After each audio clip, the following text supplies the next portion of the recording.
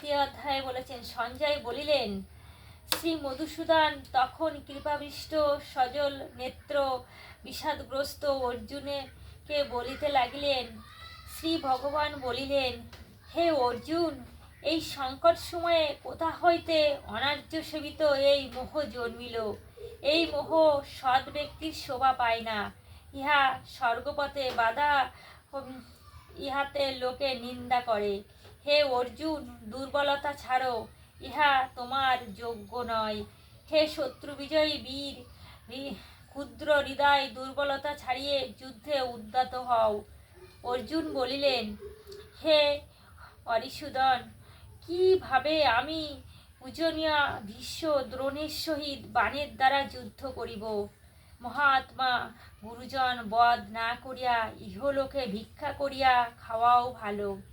অথচ ইহাদিগকে বধ করলে উহাদের রক্তমাখা অর্থ ও রাজ্য ভোগ করিতে হইবে। যুদ্ধে আমরা জয়লাভ করি অথবা উহারা আমাদের পরাজিত করে, তবে কোনটি যে মঙ্গলময় তা বুঝি না। কারণ যাহাদিগকে বধ করিয়া বাঁচিতে চাহি না, সেই ধৃতরাষ্ট্রপুত্র আমার সম্মুখে অবস্থিত রহিয়াছে। দীনতা ও জাতিক্ষয় পাপে ভীত, প্রকৃত ধর্ম বিকার আমার চিত্রবিকল। আমাকে যাহা নিশ্চিত শ্রেয় তাহা করিয়া বলো। আমি তোমার শিষ্য ও শরণাগত, আমাকে তুমি উপদেশ দাও। যেমন অর্থ আছে অথচ শত্রু নাই, পৃথিবীতে সেইরূপ রাজ্য পাইলেও, এমনকি দেবতাদের আধিপত্য পাইলেও, তবুও চিত্রকর এই দুঃখের কাছে সমস্ত হেয়াই।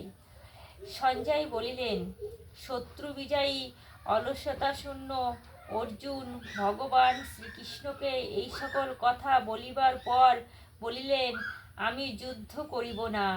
ইহার পর অর্জুন বাক্য হইতে বিরত হইলেন। হে রাজন, উভয় সৈন্যদলের মধ্যে দুঃখিত অর্জুনকে বিষাদগ্রস্ত দেখিয়া শ্রীকৃষ্ণ হাস্যমুখে এই কথা বলিলেন।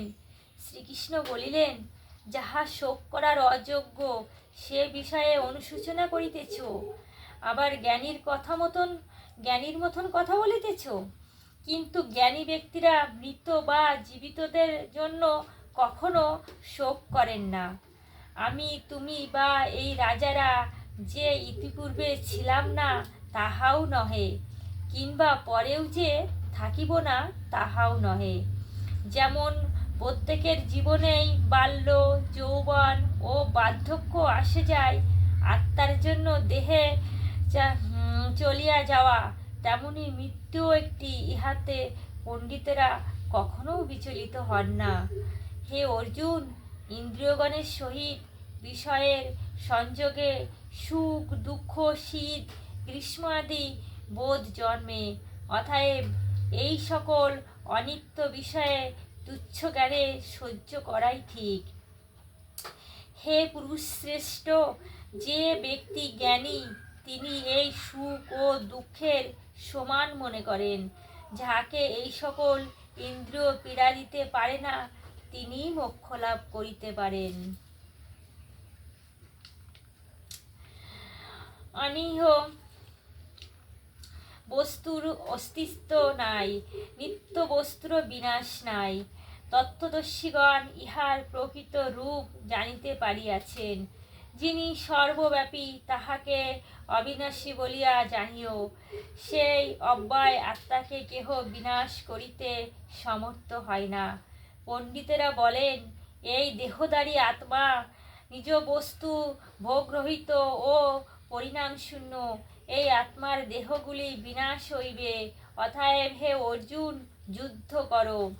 যে ব্যক্তি আত্মাকে হত্যা বা হত বলেন, তাহারা উভয়েই কিছু জানেন না। কারণ আত্মা কাহাকেও বধ করেন না বা কাহারও দ্বারা হত হয় না। এই আত্মা কখনো জন্মে না বা মরে না, বারবার জন্মিয়া যে বৃদ্ধি পায় না। ইহার ক্ষয়ক্ষতি কিছুই নাই। ইহা অজ, নিত্য, শাশ্বত ও চিরপুরাতন।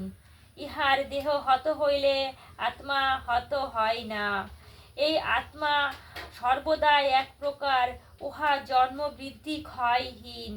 হে পার্থ, যিনি এইভাবে আত্মাকে জানেন, তিনি কাহাকেও বা বধ করেন বা করান। মানব যেমন পুরাতন বস্ত্র ছাড়িয়া নতুন বস্ত্র পরিধান করে, সেইভাবে আত্মাও পুরাতন দেহ ছাড়িয়া নতুন দেহ ধারণ করে। এই আত্মাকে অস্ত্র দিয়া ছেদন করা যায় না, অগ্নি ইহাকে দগ্ধ করিতে পারে না, জল ইহাকে আর্দ্র করিতে পারে না, এবং বায়ু ইহাকে সূক্ষ্ম করিতে পারে না। এই আত্মা ছিল দগ্ধ, সূক্ষ্ম, সিক্ত হয় না, ইহা চিরকাল একভাবে আছে। আত্মা সর্বব্যাপীরাও পরিবর্তনহীন, ইহা অচাল সনাতন।